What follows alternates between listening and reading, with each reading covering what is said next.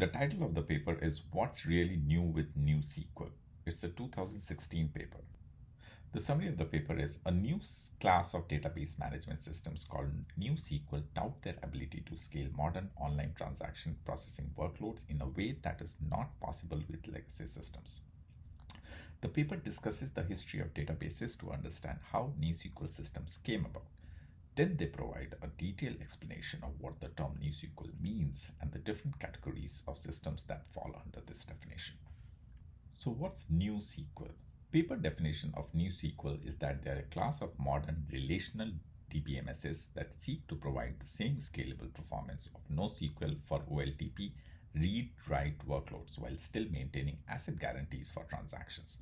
In other words, these systems want to achieve the same scalability of NoSQL DBMSs from the 2000s, but still keeping the relational model that is with SQL and transaction support of the legacy DBMSs from the 1970s and 80s. This enables applications to execute a large number of concurrent transactions to ingest new information and modify the state of database using SQL. If an application uses NewSQL DBMS, then developers do not have to write logic to deal with eventual consistent updates as they would in NoSQL system.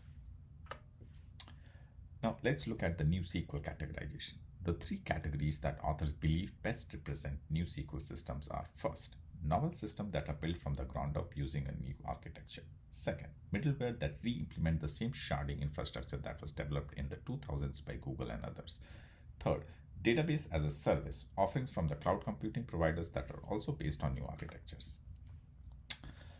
So this table summarizes the features of NewSQL DBMSs to understand what, if anything, is novel in these systems. So as we can see in the table, there is Clustrix, CockroachDB, Google Spanner, HStore, Hyper, MemSQL, NoDB, SAP HANA, OldDB, which are considered new architectures. The middleware-based architectures are like Agile Data, MariaDB, MaxScale, Scalarc, and database as a service. The examples are Amazon Aurora and ClearDB. Now let's look at the contributions of the paper. The main takeaway is that NewSQL database systems are not a radical departure from the existing system architectures, but rather represent the next chapter in the continuous development of database technologies.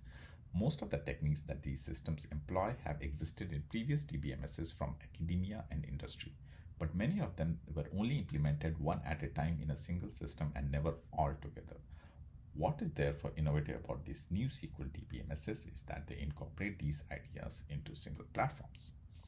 Second, more long-term, there will be a convergence of features in the four classes of systems that is discussed in the paper.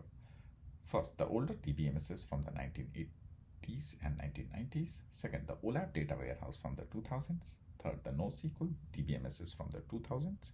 And the NewSQL DBMSs from the 2010s.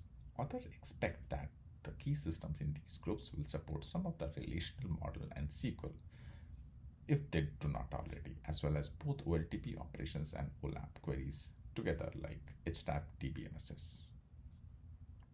Now let's give this paper a PS score. It's an easy and engaging read, so on readability it gets 9 out of 10. It's 11 pages long, so on length it gets 9 out of 10. It will be hard to reproduce the results, so it gets 6 out of 10. Industry value is decent, so it gets 8 out of 10. The history and analysis is interesting, so on learning meter it gets 8 out of 10. So the overall PS score is 8 out of 10.